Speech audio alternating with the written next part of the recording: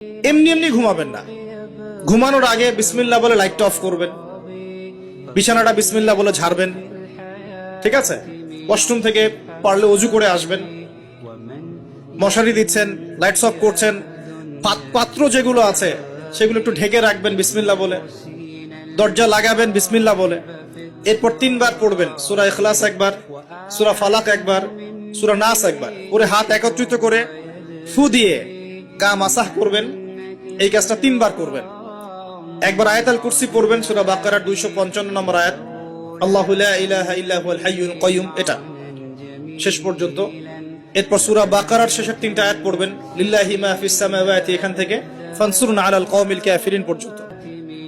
তারপর ডান কাতে পাশ ফিরবেন, বলবেন আল্লাহুম্মা বিইসমিকা আমুতু ওয়া আহইয়া। হাত নিবেন, হাতে গুনতে থাকবেন সুবহানাল্লাহ সুবহানাল্লাহ সুবহানাল্লাহ 33 বার, আলহামদুলিল্লাহ আলহামদুলিল্লাহ আলহামদুলিল্লাহ 33 বার, আল্লাহু আকবার আল্লাহু আকবার আল্লাহু আকবার 34 বার। ঘুমিয়ে যাবেন। এখন যদি আপনি 6 ঘন্টা ঘুমান, আপনি নবী সাল্লাল্লাহু